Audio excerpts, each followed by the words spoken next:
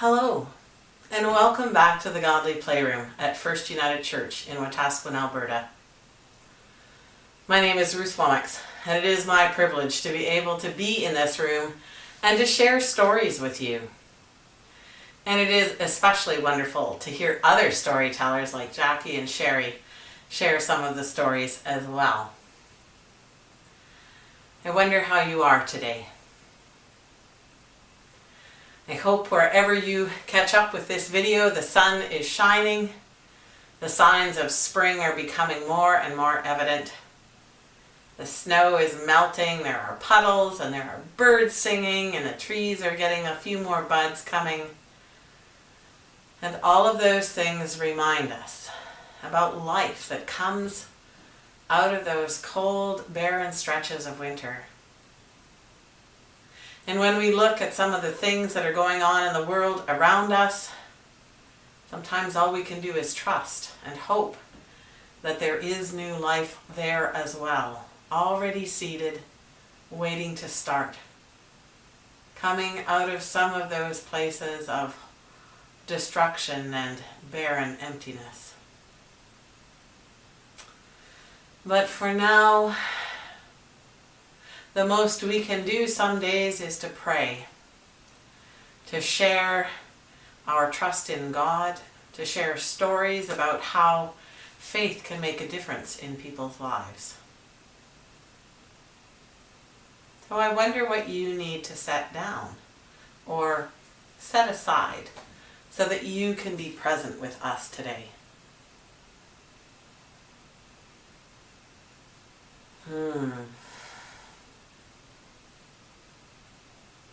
Maybe you just need to take a few deep breaths. Maybe before that you might want to find something for your feast later on. You might want to find some art materials. Although I think today's story is going to be a big enough story that we might not take actual time in the video to work with our art materials. I think our wondering might be response enough. But that doesn't mean you can't stop the video, do your response, and then come back and join us. So let's settle in a little bit, maybe roll your shoulders, find that comfy spot on your couch or wherever it is that you watch these stories. And what do you need to be fully present? You know. I can tell you how I get still and ready, but only you know how is best for you. Sometimes we sit in a comfortable position. Sometimes it is to still our body, and then to try to still our mind, to take a deep breath in through the nose and out through the mouth. And another one.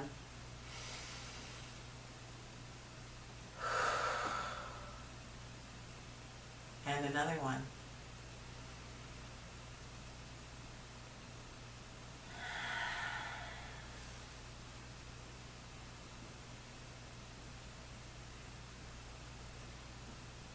Maybe you have a prayer you'd like to start with, or a song. Sometimes we light the candle. We are still in the time of the color purple.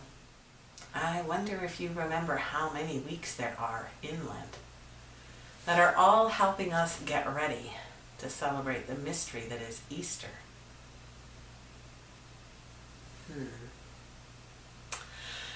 Well, let's begin with the candle.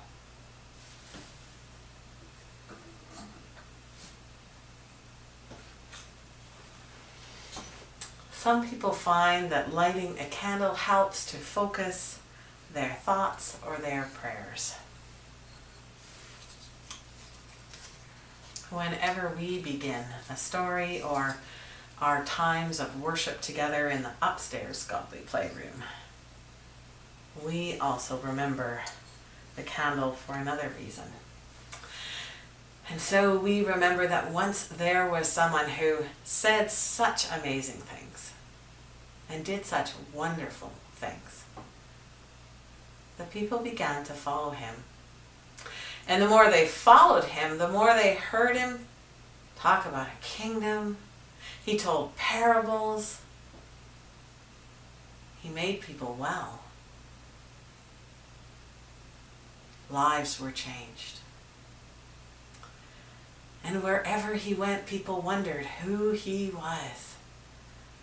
By the time we get to the 5th week in Lent, there are all kinds of rumors flying around about who this most amazing man might be. But one time when people asked him who he was, he said, "I am the light."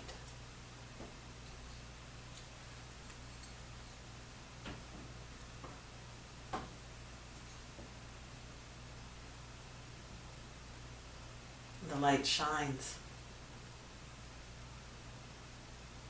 It grows when it's shared. And despite the shadows around it, the light still shines and still finds ways to share its light. I'm going to put this light back on the shelf so that it's out of the way of our stories today, because our stories are very big.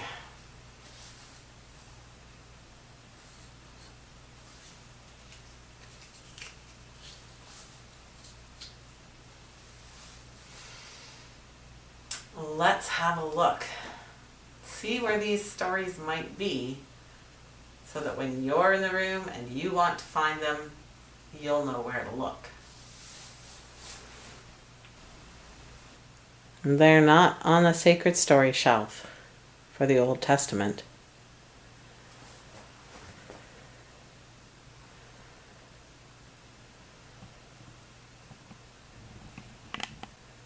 They're not a desert box story either.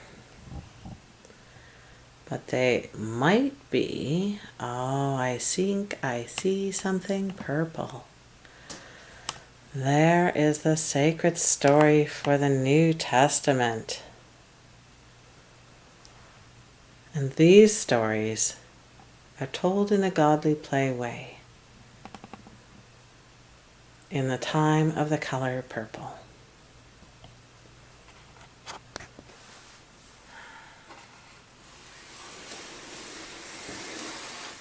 This is one of those stories we found on that New Testament shelf.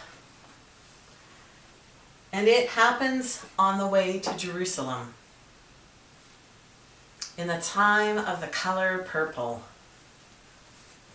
that season of Lent, when we are all getting ready to enter the mystery. It is Easter.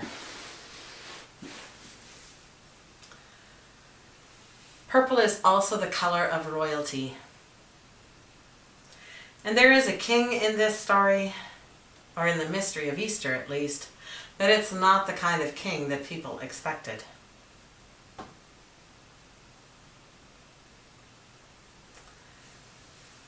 We are on that journey to Jerusalem.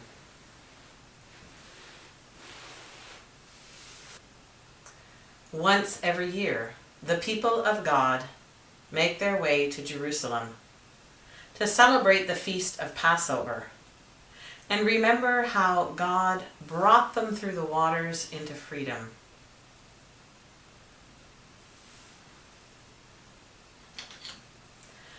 Jesus has been to Jerusalem many times for Passover, and he will help show us the way.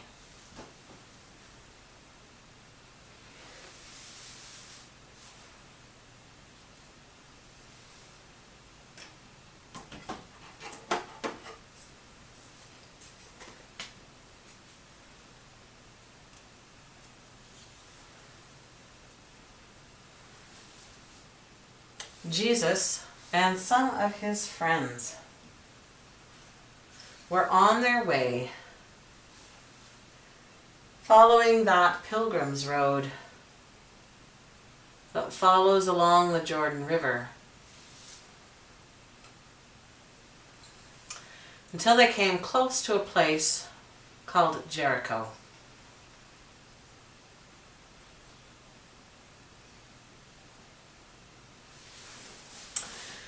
The crowds came out to hear what Jesus had to say.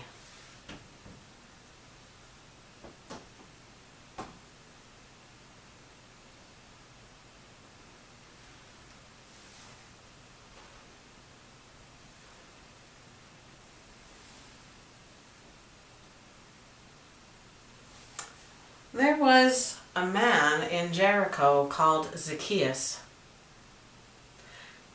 Zaccheus was the chief tax collector, and people did not like him very much.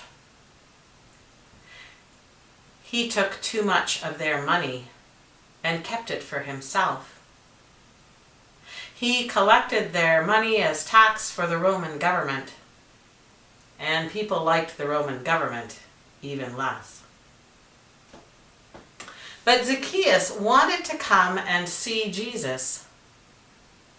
But the crowds were too thick, and Zaccheus was too short, and they wouldn't let him through. So Zaccheus climbed a tree. And as Jesus passed by, he looked up, and he saw Zaccheus there. And he said, "Zaccheus, come down." And Zaccheus did.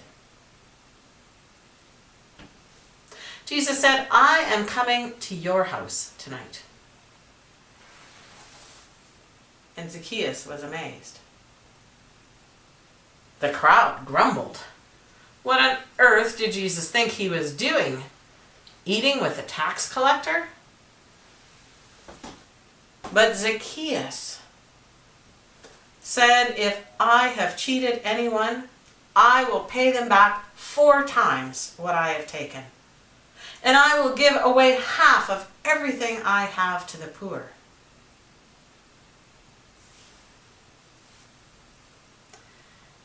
And Jesus went with him, and they shared a meal together.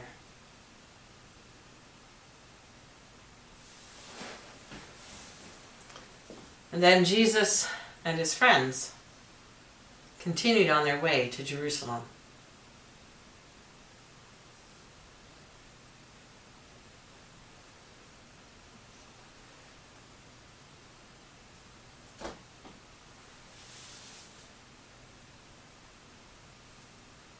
I wonder what happened next.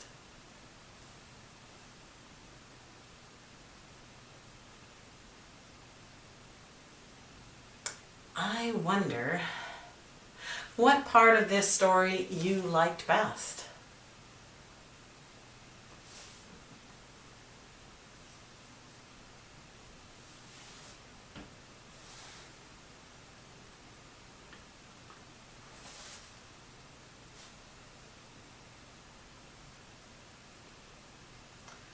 I wonder what the most important part about this story is.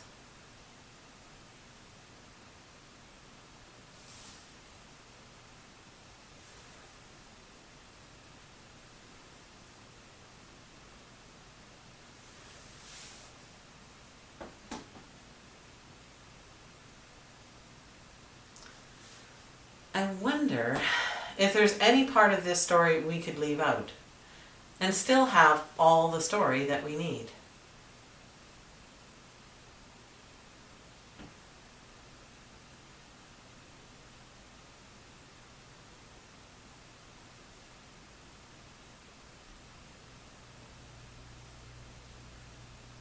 I wonder what part of this story is about you, or where you are in this story.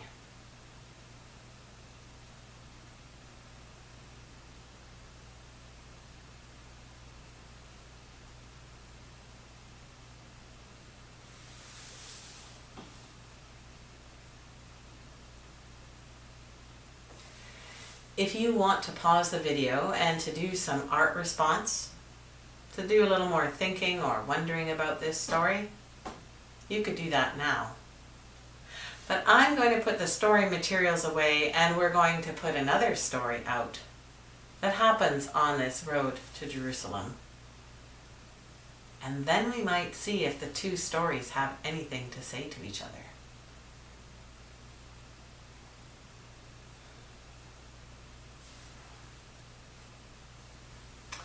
There were some of the crowds that lived in Jericho and Zaccheus.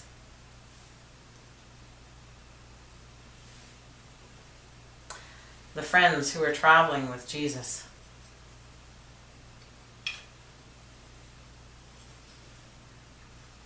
I wonder what they thought about having supper with Zaccheus. I imagine they ate in a lot of strange places and with a lot of different people. If you hang out with Jesus,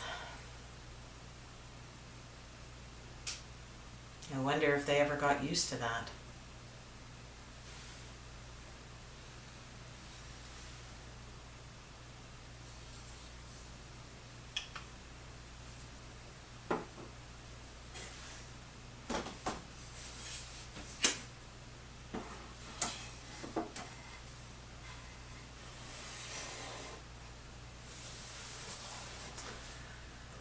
This story also happens in the time of the color purple, when we are on our way to Jerusalem. Once every year, the people of God would go to Jerusalem to celebrate the feast of Passover, to remember how God brought them through the waters into freedom. Jesus has been to Jerusalem for Passover many times, and he will help to show us the way.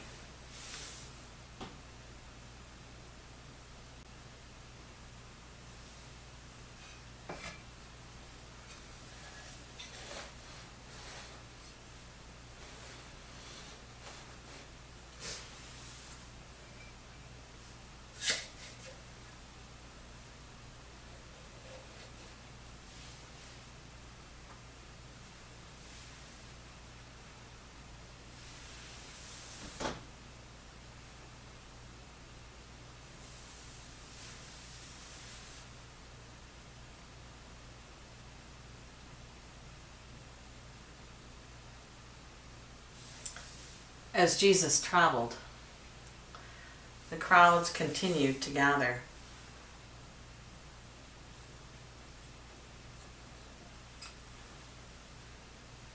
And there were many people who followed Jesus, some for a long time, some only for a short time.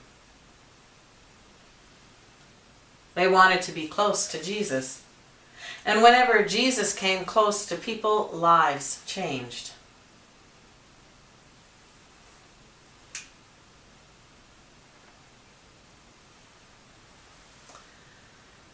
Lazarus' life was changing.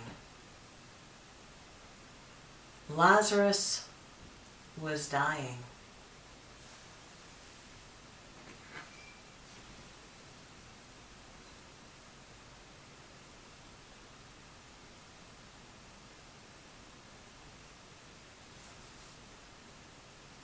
Lazarus' sisters,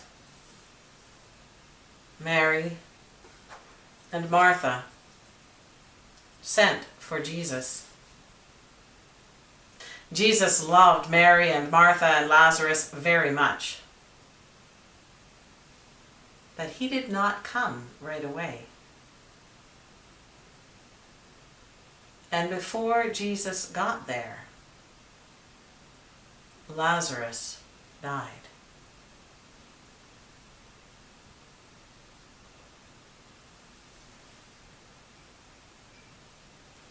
The sisters washed his body,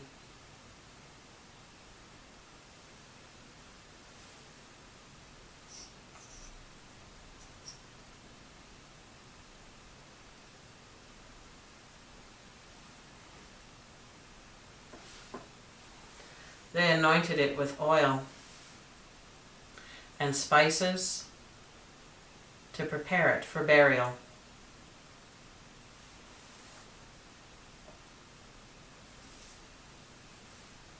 And then they wrapped his body in a clean white linen cloth. And they laid it in a cave for a tomb and rolled a stone across the opening to close it like a door.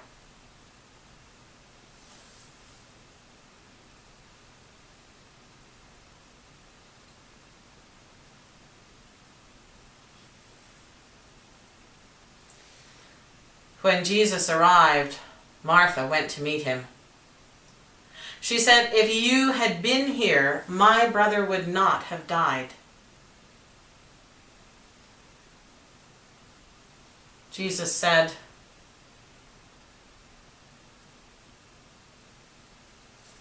"I am the resurrection and the life. Anyone who believes in me, even though they die, they will still live."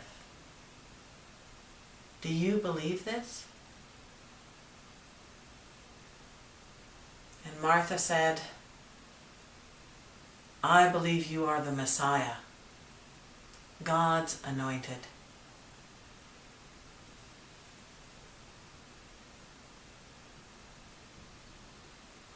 Jesus went to the tomb, and Mary and some of the other crowds followed him. They were very sad.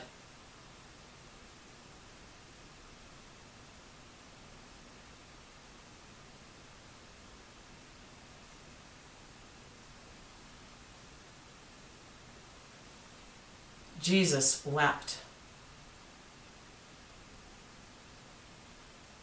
When Jesus got there, Lazarus had been in the tomb for 4 days. First, Jesus said to remove the stone, and they did.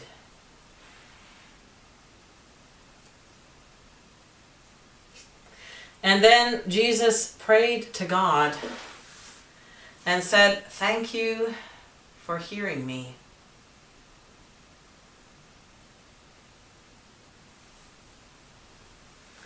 And then he called Lazarus by name. "Lazarus, come out."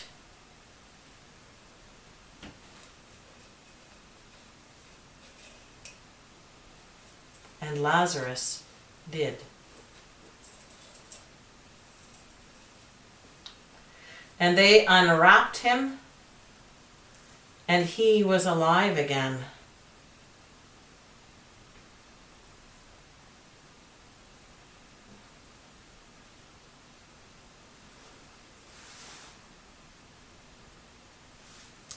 Some of the people were amazed that somehow Jesus had raised Lazarus from the dead. Some people thought it was a trick. The Pharisees and the priests thought, "We have to find a way to stop Jesus before he changes too many things."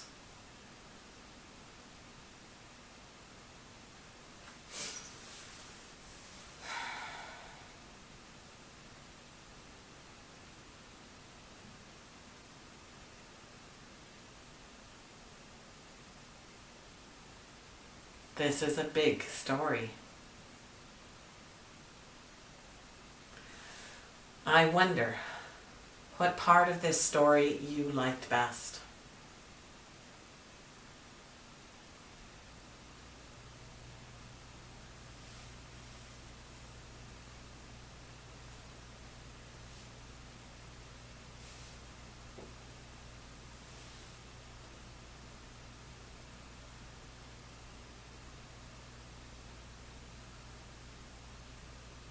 I wonder what part of this story is the most important part.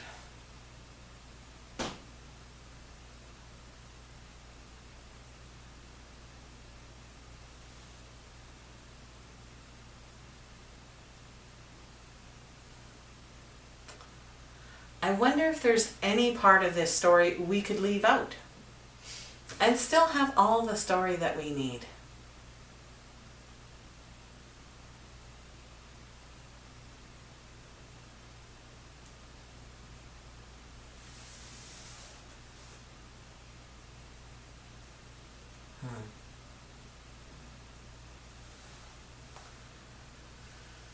I wonder where you are in this story.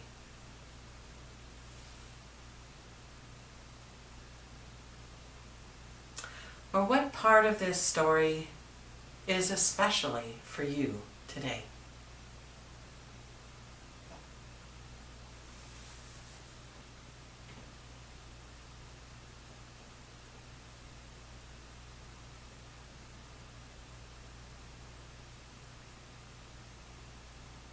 I'm going to rearrange things a little bit here so that you can see both stories.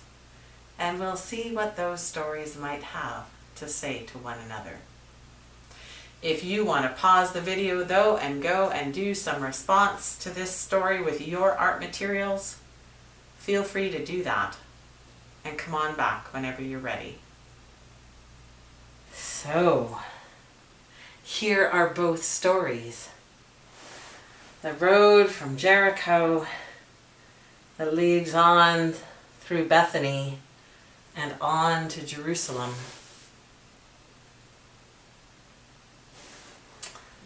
Here is Zaccheus and Mary and Martha and Lazarus. That most amazing person. And some of the people who followed, and some who did not.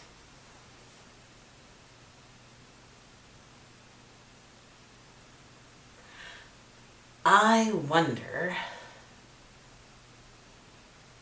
whether Zaccheus followed or not.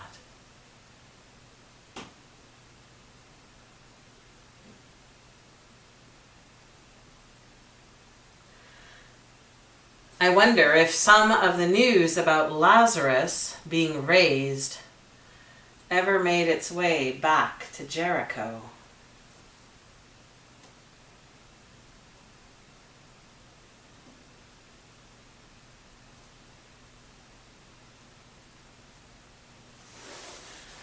I wonder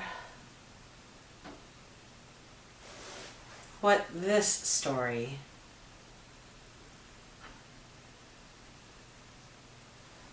might have to say to this story.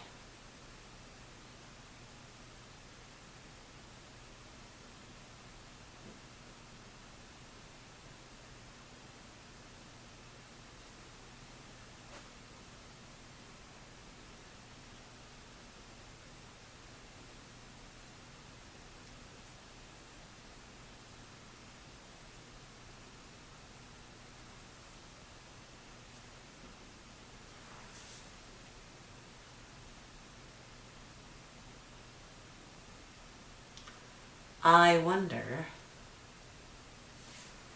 if you've ever heard this most amazing one call you by name.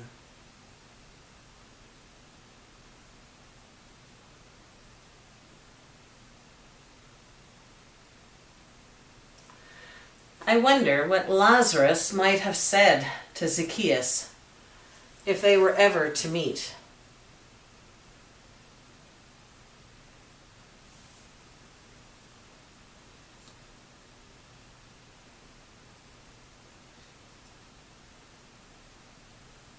I wonder if Martha or Mary ever spoke to the skeptics and what they might have said.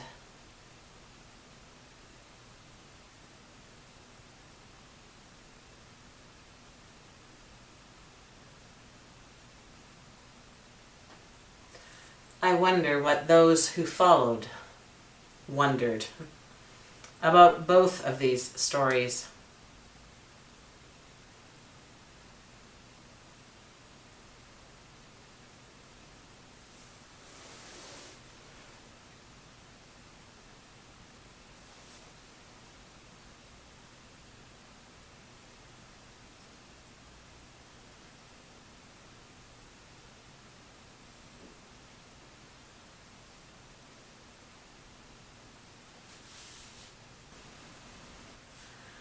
I wonder if these disciples remembered a tomb that had been closed with a stone like a door when they were in Jerusalem on that first Easter weekend. When another Mary went and heard someone call her by name.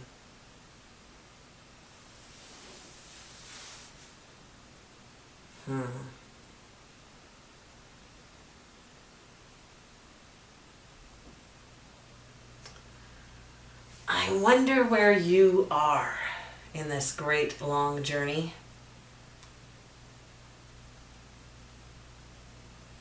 Or what kind of conversations you're having with people along the way.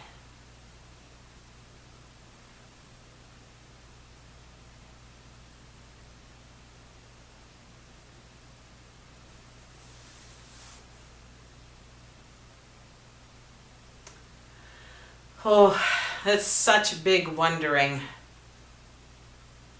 And so many things we could wonder about life and abundant life and death and new life,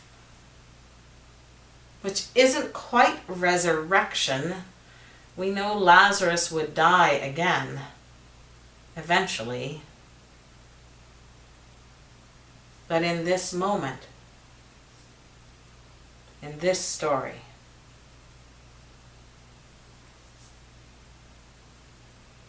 he is alive again.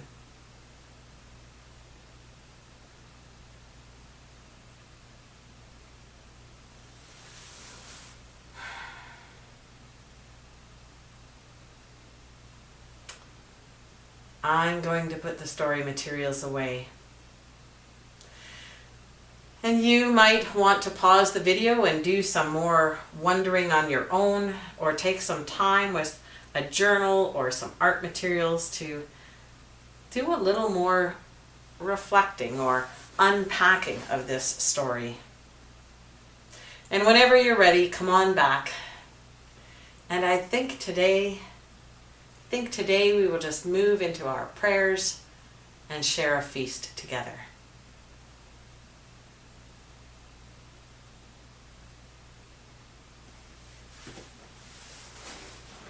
Oh, well, there's the house.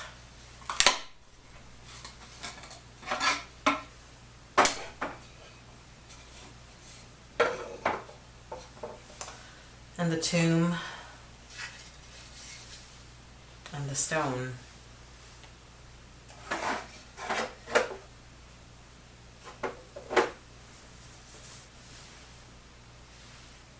And the water and the oil and spices for preparing the body.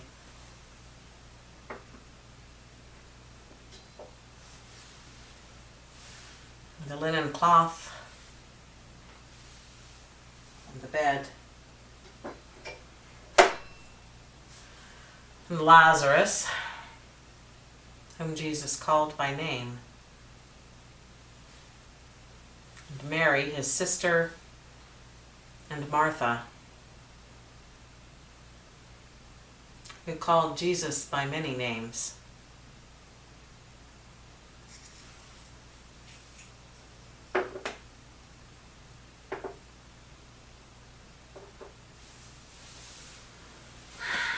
And there's Zaccheus, who gave away half of everything he had. And 4 times to some people.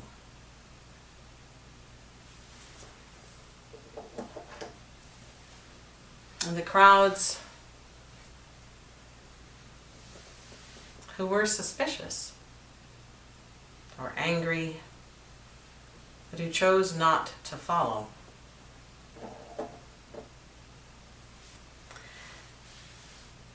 And the ones who did.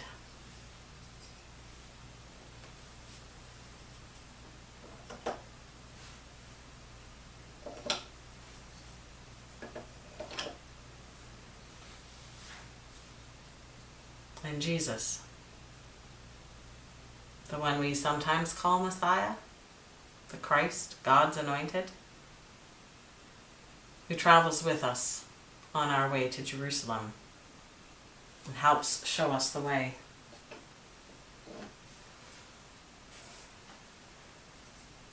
And the sycamore tree that Zaccheus climbed so that he too would be able to see. And the way.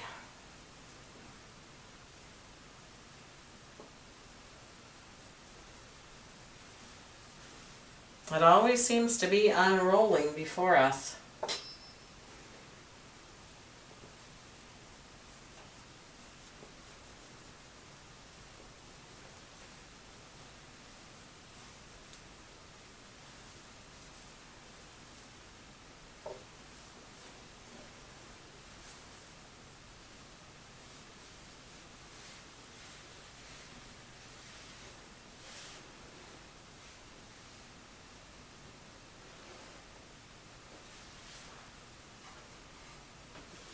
In that time of the color purple, this season of Lent, when we are getting ready to come close to and maybe even enter in to the mystery that is Easter.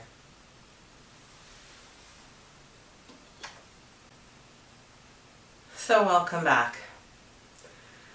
I hope whatever time you took to wonder or create something in response to those stories, you were able to come a little more close to God, to finding your way into the mystery of Easter. I am very ready for a feast time. It's big work telling stories. Big work listening to and wondering. So, before we start though, let's say our prayers together. I wonder, who or what is sitting in your heart today? Perhaps it's the people in your household. Maybe you know someone who's in hospital, or recovering at home, or waiting for some test results. Maybe you have a friend at school that's going through a really difficult time, or somebody who's feeling lonely.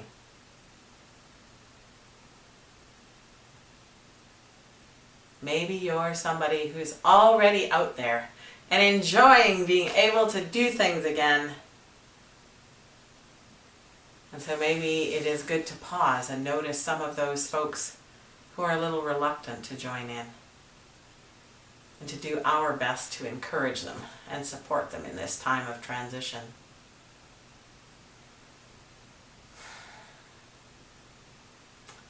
And we pray especially for the people of Ukraine, the people of Russia,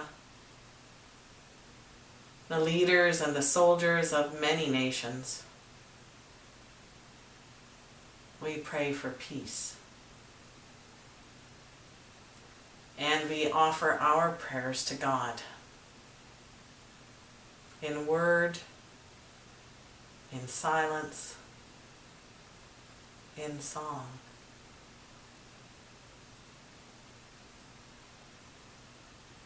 Trusting that we are heard and loved.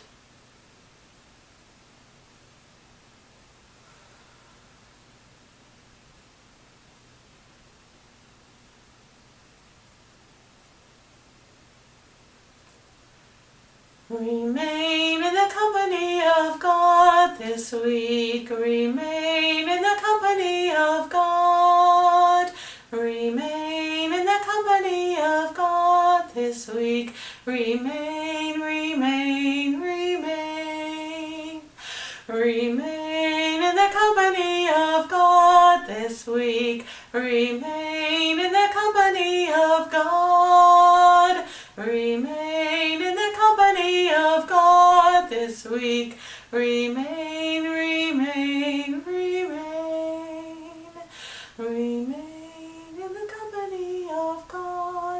week. Remain in the company of God. Remain in the company of God this week. Remain, remain, remain.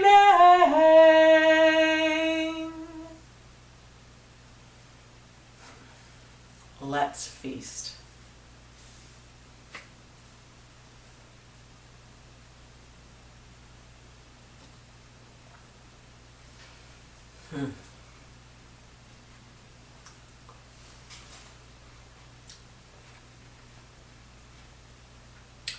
There are lots of things to think about in both those stories.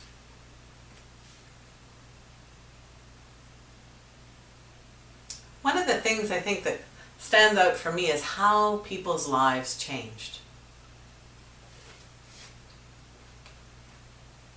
Zaccheus' life was changed. Lazarus certainly was changed. But Mary and Martha as well. And all the folks who saw or heard or were there.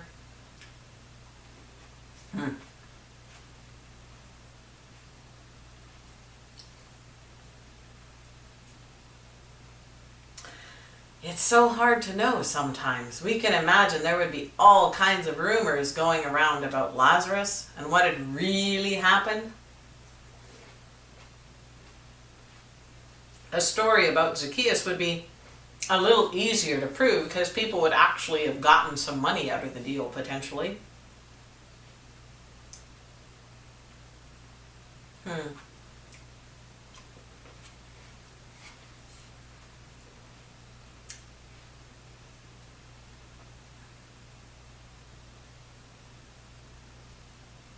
It must have been very hard for Martha and Mary to bury their brother.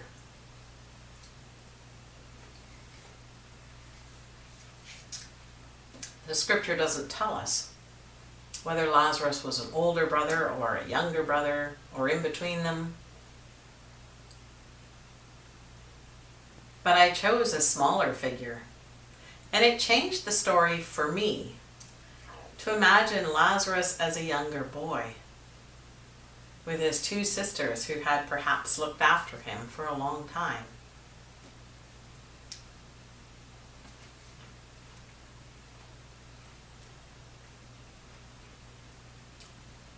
And I wonder what kind of friendship Jesus had with them. Scriptures tell us that Jesus often went to their home in Bethany. It was just a short walk from there to Jerusalem. Perhaps he went there to kind of get away from the big bustle of the crowd in the city, especially at festival time, just to have a quiet place where he could unwind and be with good friends, relax a little.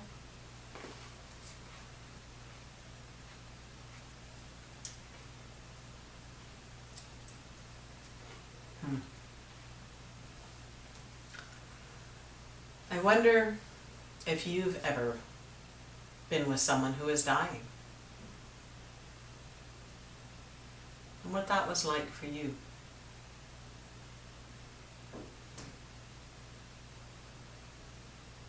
We're a little more removed from it in this day and age. It's not often that the family takes the time to wash the body, although that still happens sometimes. But our nurses and caregivers in homes and hospitals and home care workers, many of those folks have looked after those details. And funeral directors, sometimes even ministers or elders, are the ones who take the time to prepare the body. But there are also people who take time with those who are sad. I've sat with many families and friends that way, and it is always a gift to be present in that time and to be trusted with those deep, deep feelings.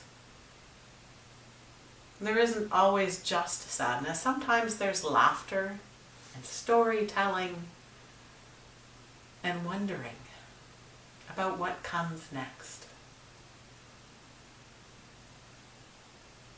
Not everyone is afraid to die. Most people don't want to, but sometimes a person is so sick or so hurt that dying is a bit of a relief. It sounds odd, I know, but it is. But I'm still not ready to die just yet. There are lots of things I would still like to do. I wonder what Lazarus did in the next few weeks or months or years. Sometimes we take this life for granted. There is so much beauty and wonder. I don't want to miss out on it. Maybe Jesus is calling me out a little bit too. To get away from the screen or the TV, to get out of my house and go and enjoy the outdoors, to be with people again in ways that feel safe or comfortable for everyone. But to enjoy life for however long it's ours to have, and to trust that God's there.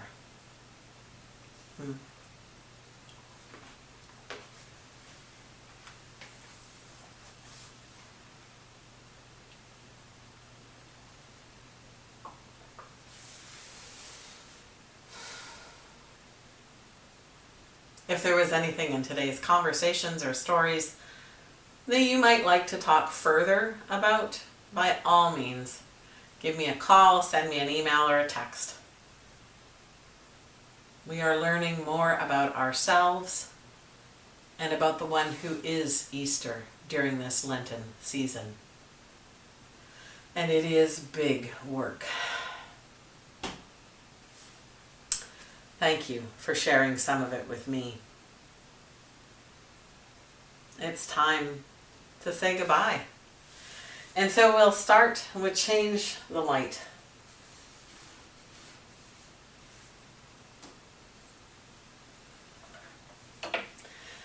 You might want to get your candle and have a really good look at it. I wonder what you notice about the flame, about the light. Be careful. We know it's hot. We don't need to stick our fingers or our nose in it to know that.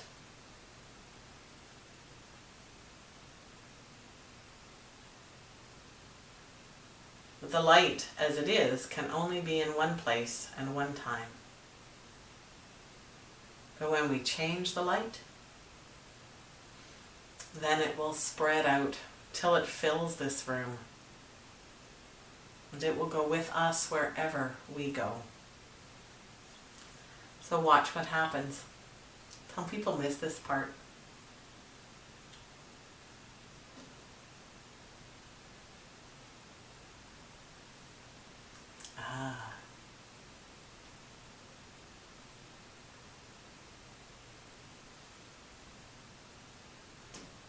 Until we meet again, God bless, be well, and look after one another.